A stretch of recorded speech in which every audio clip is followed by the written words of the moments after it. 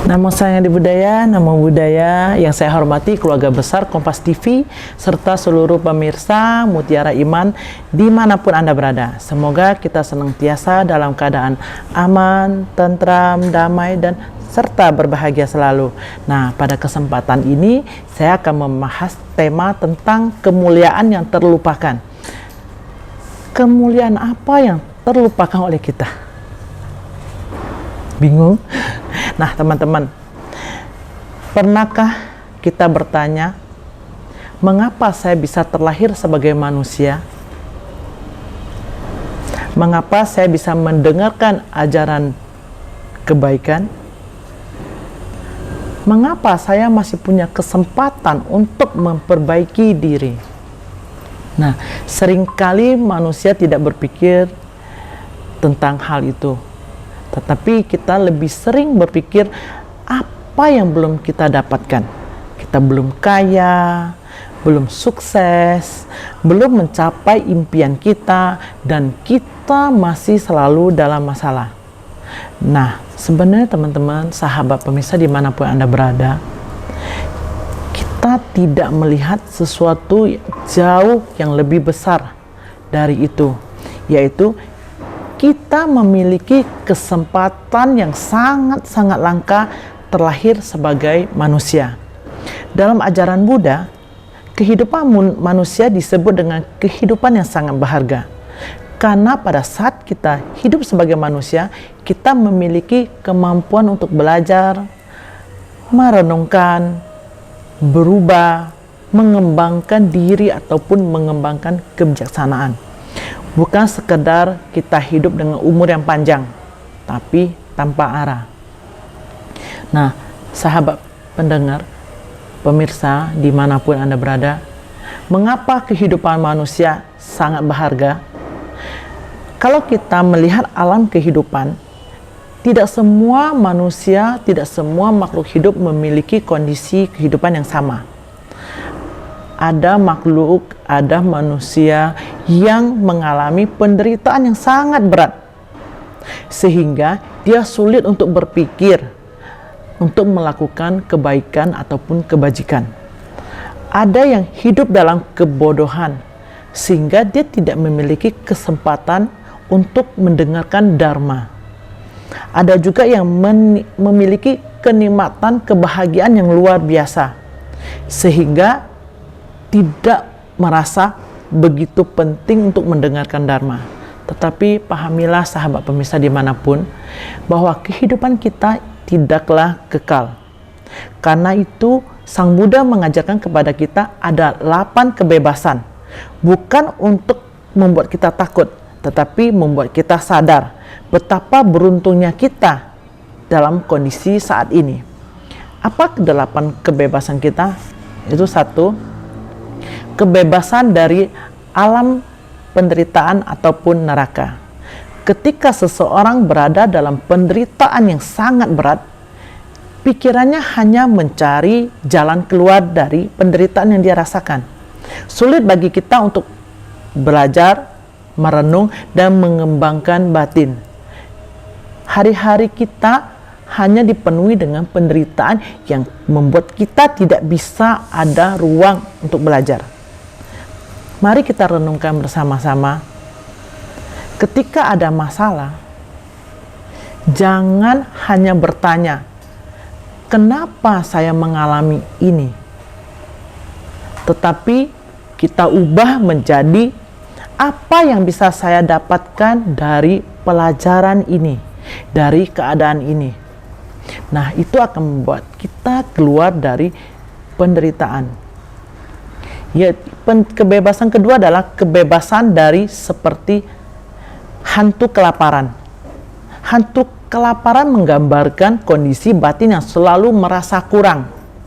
Dalam kehidupan sebagai manusia, apa yang terjadi? Ada orang yang memiliki, tetapi dia tidak merasa bahwa itu sudah dimiliki. Dia merasa kehidupannya kosong. Ia memiliki rumah, tetapi tidak merasa cukup.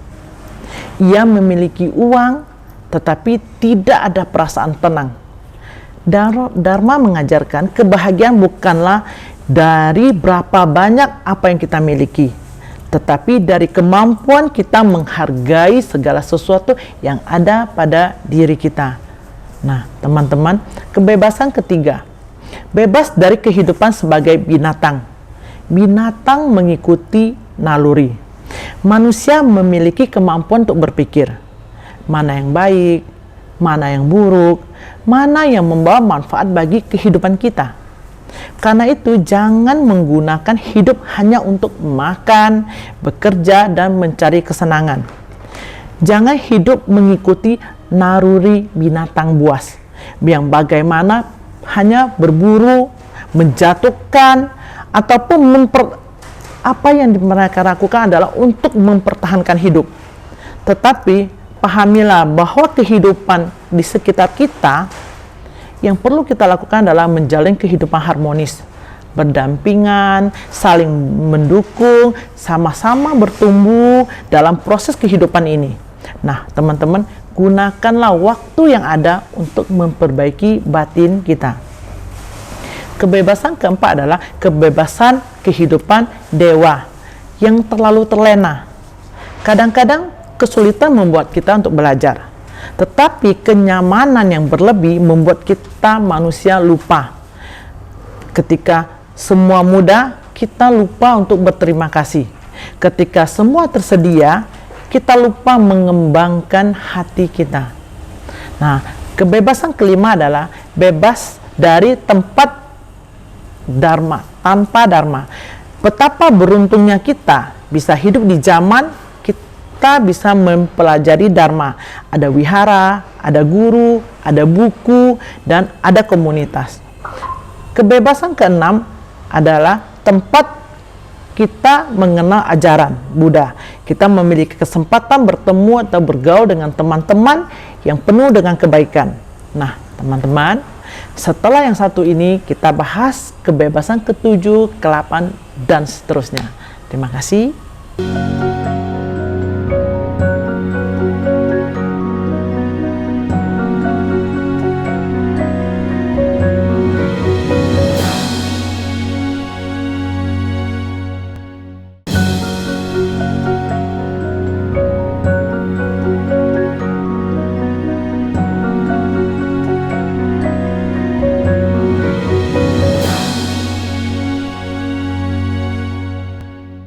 Nah, teman-teman, kita berjumpa lagi. Tadi kita membahas 10 kebebasan, baru sampai poin ke-6. Nah, kita masuk ke poin ke-7. Bebas dari keterbatasan yang menghalangi kita untuk belajar. Kita mempunyai kemampuan untuk mendengar, membaca, berpikir. Jangan sia-siakan kemampuan itu. Karena pengetahuan tanpa praktek tidak akan membawa perubahan apapun pada diri kita dan batin kita. Nah, teman-teman, kita mempunyai bebas dari pandangan salah. Buddha mengajarkan pentingnya melihat kenyataan, bahwa segala sesuatu akan berubah, segala sesuatu perbuatan yang kita buat akan ada akibatnya, bahwa kebahagiaan sejati berasal dari batin yang berkembang. Nah, teman-teman, kita memiliki juga 10 keberuntungan terakhir sebagai manusia. Yang tadi kita bahas adalah 8 kebebasan. Yang ini adalah keberuntungan terakhir sebagai manusia. 5 keberuntungan itu dari dalam diri kita, dan 5 keberuntungan lagi dari faktor eksternal. Keberuntungan yang 5 poin keberuntungan dari dalam diri kita adalah terlahir sebagai manusia. Manusia adalah kondisi yang terbaik untuk berlatih, karena manusia memiliki kesadaran. Yang kedua adalah tempat kita dilahirkan bisa mengenal dharma. Kita bisa belajar dharma. Ketiga adalah memiliki indera yang berfungsi, yang artinya kita bisa mendengar, kita bisa membaca, kita bisa belajar. Hal itu sangat sederhana, tapi membawa kebahagiaan buat kita. Keempat adalah memiliki kemampuan spiritual. Kita mampu bertanya, apakah hidup saya sudah benar? Kemampuan introspeksi diri. Dan yang kelima adalah memiliki keyakinan terhadap dharma. Kita mempunyai hati yang terbuka, mempunyai wawasan yang terbuka untuk menerima dharma. Nah, 5 keberuntungan yang kita dapat dari luar adalah ada Buddha yang muncul di dunia ini. Karena ada kemunculan beliau, maka kita ditunjukkan jalan kebebasan. Yang ketujuh adalah Dharma telah dibabarkan. Ajaran ini tidak akan hilang. Masih bisa kita pelajari sampai saat ini. Yang ke-8 adalah Dharma yang masih bertahan. Ribuan tahun telah berlalu. Tetapi ajaran kebijaksanaan ini sampai saat ini masih ada. 9 adalah ada guru pembimbing. Kita tidak berjalan sendiri. Kita ada sangga yang menunjukkan jalan buat kita. Yang ke-10 adalah ada welas asih dari orang lain. Tidak ada manusia bisa bertumbuh sendiri. Semua membutuhkan orang lain. Kita mendapatkan belas cinta kasih dari keluarga kita, dari guru, dari teman, dan komunitas. Hubungan dengan kehidupan sehari-hari kita adalah kita memiliki 8 kebebasan, 10 keberuntungan. Bagaimana sikap kita selama ini? Kita harus punya rasa syukur karena memiliki 8 kebebasan dan 10 kebenaran. Bukan berarti hidup kita tidak ada masalah. Kehidupan ada masalah, tapi bagaimana kita memahami kondisi yang muncul, pelajaran apa yang akan kita terima. Kita bukan memikirkan kenapa kehidupan saya sulit, tetapi kita mengambil makna dari kondisi yang telah terjadi pada kehidupan kita dan pada lingkungan kita.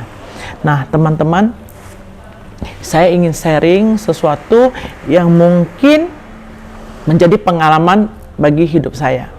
Pada suatu kondisi, saya pernah mengalami suatu kondisi yang cukup membuat saya kecewa.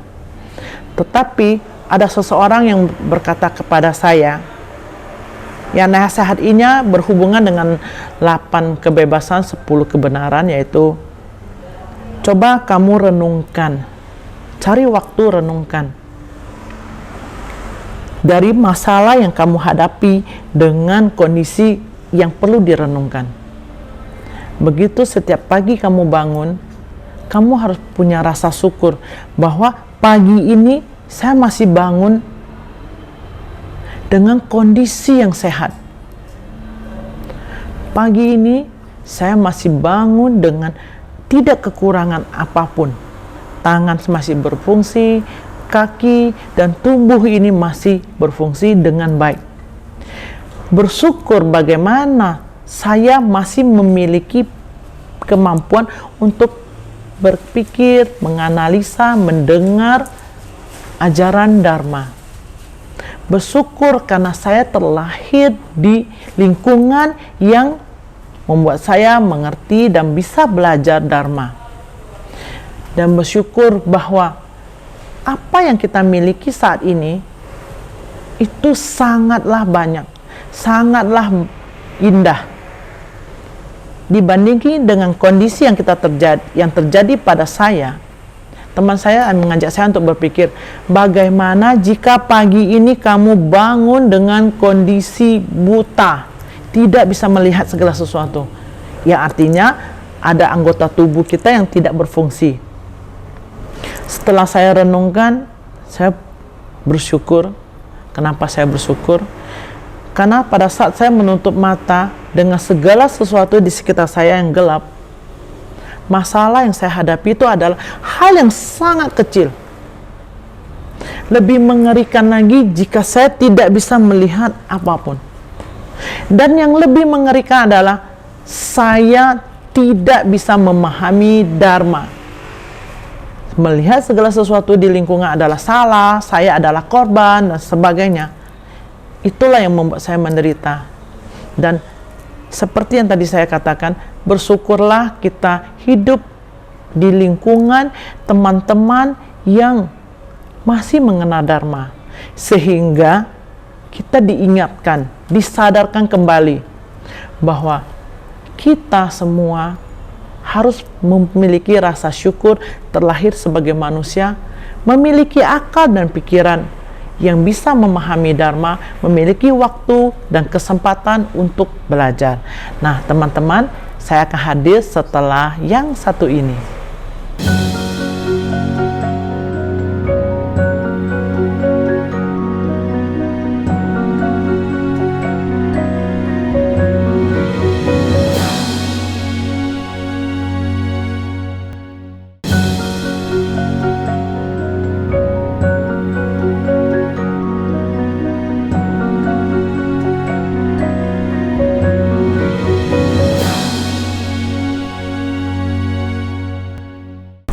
Nah, teman-teman, kita kembali lagi seperti yang kita bahas dalam tema hari ini, kemuliaan yang terlupakan. Kita telah melupakan banyak hal yang ada di dalam diri kita, yaitu rasa bersyukur bahwa kita memiliki kehidupan yang sangatlah indah. Kehidupan manusia adalah sebuah benih karma baik. Tetapi benih yang baik harus ditanam di tempat yang baik, dirawat dan dikembangkan. Jangan menunggu nanti, besok atau lusa untuk menjadi baik. Tetapi mulailah segala sesuatu itu kebaikan dari sekarang, saat ini. Jangan menunggu kaya untuk berbagi. Jangan menunggu sempurna untuk berbuat kebajikan. Karena kesempatan yang terbaik adalah saat ini. Semoga kita menggunakan kehidupan yang berharga ini untuk mengembangkan kebijaksanaan, kasih sayang, dan kebajikan. Lakukanlah kebaikan sekecil apapun yang pernah kita lakukan dengan rasa bahagia, rasa simpati. Terkadang orang merasa, kenapa saya setelah berbuat banyak kebajikan, kenapa tidak kembali kepada saya? Apa yang saya jalani, kondisi yang saya hadapi, tetaplah seperti biasa saja. Teman-teman, kebajikan dilakukan harus memenuhi beberapa syarat, yaitu pada saat kita melihat orang lain susah, yang dimunculkan adalah bermudi cita, turut bersimpati terhadap penderitaan orang lain, mempunyai niat untuk menolong orang lain dengan cetana yang benar. Kedua, dalam proses melakukan kebajikan, kita perlu juga mengembangkan cinta kasih, perasaan bahagia saat melakukannya. Dan ditutup dengan setelah melakukan kebajikan, kita merasa bahagia setelah melakukan kebajikan. Terkadang kita memberi contoh, kadang-kadang kita sering temui adalah baksos misalnya. Mereka berdana baksos itu dengan muncul niat untuk dilihat orang. Lalu kondisi dan orang yang diberikan tidak sesuai dengan kebutuhan. Lantas dalam proses melakukan kebajikan tidak mengembangkan cinta kasih, berempati kepada orang lain, dan ditutup dengan keluhan setelah melakukan kebajikan. Nah, teman-teman, marilah kita bersama-sama bersyukur seperti tema hari ini, berkah yang terlupakan. Mari kita renungkan kembali 8 kebebasan, 10 kebenaran yang akan mendampingi kita. Tumbuhkan rasa syukur, rasa terima kasih terlahir sebagai manusia. Karena butuh kebajikan yang sangat besar sehingga kita lahir sebagai manusia di lingkungan yang kita dapat mengenal dharma, memiliki kemampuan, kesadaran, memahami dharma. Dan teman-teman, apapun yang terjadi dalam proses kehidupan kita, itu adalah sebuah pelajaran yang perlu kita ambil hikmahnya. Apapun yang terjadi pada kita adalah kondisi yang telah kita lakukan kembali kepada diri kita. Saat kita melakukan kebajikan, akan kebaikan kembali pada diri kita. Dan teman-teman, pahamilah, segala sesuatu yang menjadi milik kita akan kembali kepada kita. Sesuatu yang bukan menjadi milik kita tidak akan datang menghampiri kita. Jadi teman-teman, lakukan sedikit kebajikan yang bisa kita lakukan dengan sepenuh hati, dengan rasa bahagia, akan kembali kepada kita. Lalu bersama-sama kita mengembangkan cinta kasih dalam komunitas, dalam lingkungan, menghargai orang lain, memberi jalan kepada orang lain, juga membuka jalan untuk diri kita sendiri. Terkadang kebajikan yang kita lakukan mungkin belum mendapatkan kekayaan ataupun mendapatkan sesuatu yang besar, Tetapi percayalah bahwa setelah kita melakukan kebajikan, hal-hal buruk akan menyingkir dari kita. Kita sudah dijauhkan dari hal-hal yang tidak baik. Berada di komunitas yang sama, memiliki frekuensi yang sama untuk terus mengembangkan cinta kasih. Kita harus bersyukur karena kita memiliki kemampuan, kita memiliki kebijaksanaan, kita memiliki cinta kasih kepada semua makhluk. Nah, teman-teman, saya ulangi kembali, kehidupan sebagai manusia adalah benih yang terbaik. Benih ini harus ditanam di ladang yang baik, dirawat dengan baik, dan dikembangkan. Jangan menunggu nanti untuk menjadi baik. Jangan menunggu kaya baru berbagi. Jangan menunggu sempurna untuk melakukan kebajikan.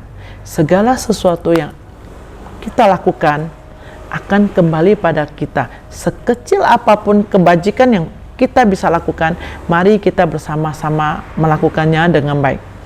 Masalah faktor penghambat saat kita melakukan kebajikan itu adalah buah karma kondisi yang harus kita terima.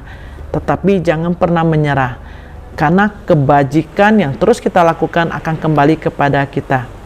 Dan akhir kata, terimalah salam dalam agama kita. Namo sayang adi budaya, namo budaya. Semoga semua makhluk berbahagia. Sadhu, sadhu, sadhu.